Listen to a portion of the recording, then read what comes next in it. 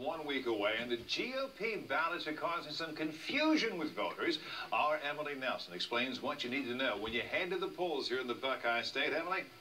Jerry, I got my hands on a sample ballot right here from the early voting center in downtown Toledo. If you're voting for a Republican candidate, there are 2 sections to choose a candidate from, but only one counts. So if you were voting Republican, would this seem confusing for you? Probably. According to GOP rules, there are always 2 sections for the voter to select a candidate in a presidential primary. The first is a delegate at large that lists the Republican candidates, and a second section called district delegates that again lists the same candidates. But this year, there's a twist. Which one counts? The at-large vote.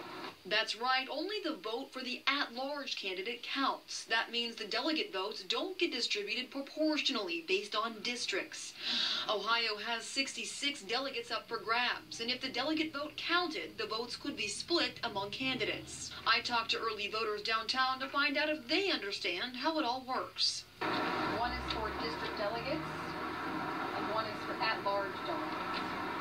That would be confusing. For somebody that hasn't voted before, it might be confusing, but if someone that has experience, it might be a walk in the park for them. I reached out to the Ohio Republican Party to get a better explanation. I received this statement.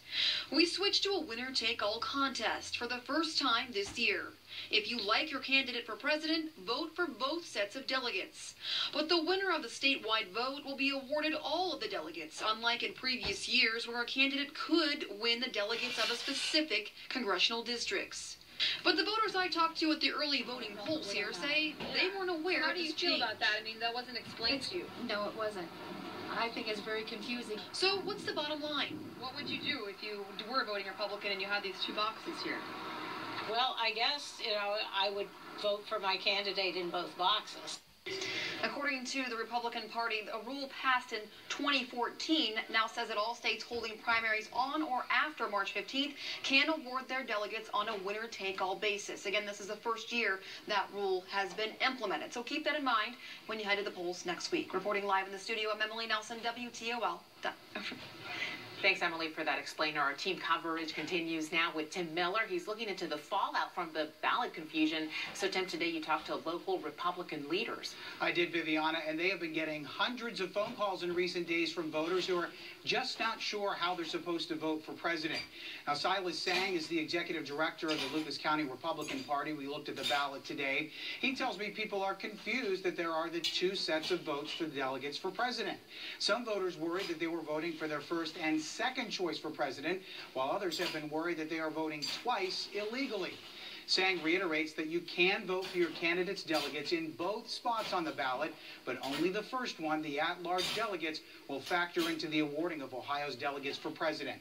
Now, the party isn't passing blame on anyone for this confusion, but doesn't want voters to be thrown off. Should that second set not be on there, though? I can't comment on whether it should be on there or not. I know that it's confusing people, and maybe in future they change something, but at this point, this is what we have to work with. The Lucas County GOP party wants voters to call them if they have any lingering questions.